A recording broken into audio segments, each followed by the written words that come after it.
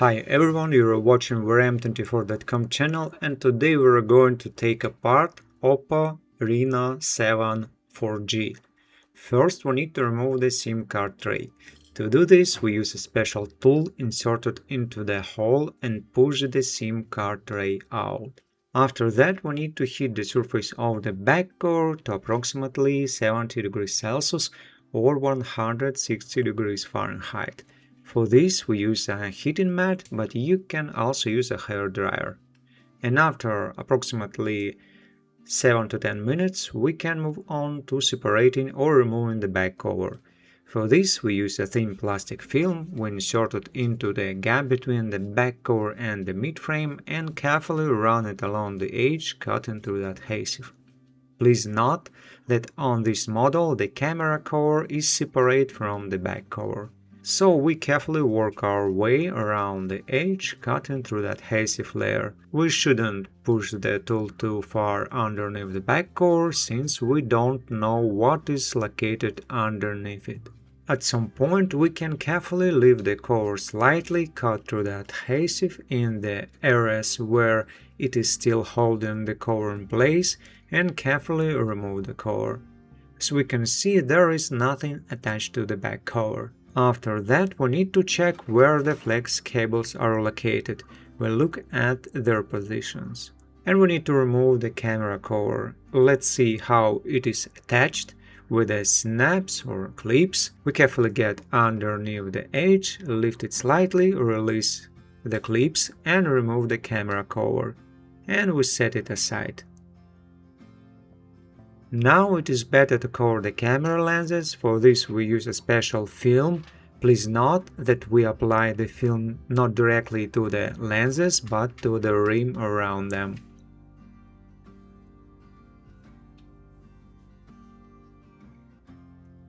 So after covering the lenses, we move on to remove the screws.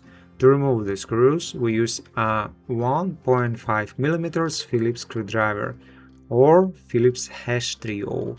It is better to place the screws on a special surface in a specific order, since the screws don't always fit properly during reassembly if they are put back into the wrong holes. If the screws are difficult to remove, we can additionally use tweezers or a magnetizer. And we move on to removing the screws in the lower section. It is better to keep these separate from the previous ones. We can also use tweezers to help remove the screws. After removing the screws, we need to check that there are no screws left in the cover. And as we can see, one screw is still there, so we remove it. After that, we move on to separating the mid-frame. For this we use a thin plastic film. We insert it into the gap between the mid-frame and the display frame near the SIM card tray opening, release several clips and then use a thicker tool. As always, we need to be careful around the edges, since the cover is held quite firmly there. So at some point we can separate the mid-frame. As we can see, the mid-frame contains contact pads, antenna traces and the vibration motor. After that we move on to disconnecting the battery connector. We use a non-metallic tool to disconnect it and then move on to the lower section. At the bottom we disconnect the fingerprint sensor connector, the coaxial cable connector, the interboard flex cable connector and the display flex cable connector. And now we need to remove the speaker. We carefully get underneath the edge, lift it and remove it and set it aside. After that we disconnect the interboard flex cable connector and we can carefully remove the subboard.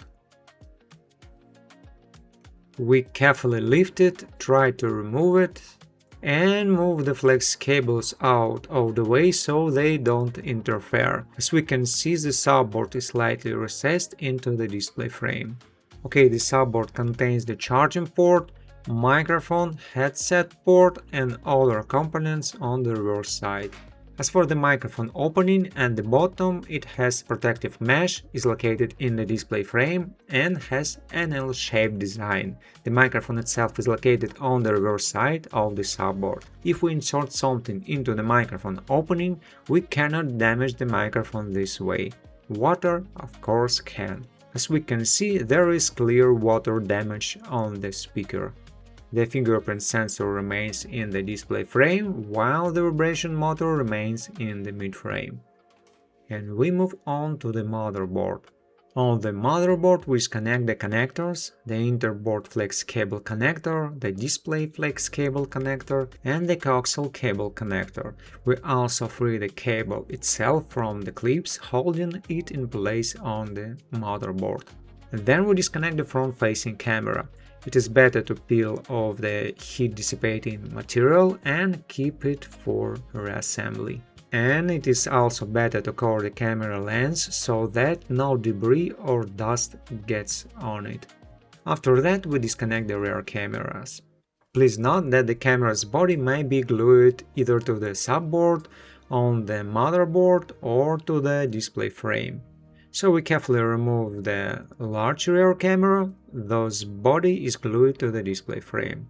We carefully lift it by the flex cable, get underneath it and the base and peel it off. And we set the camera aside.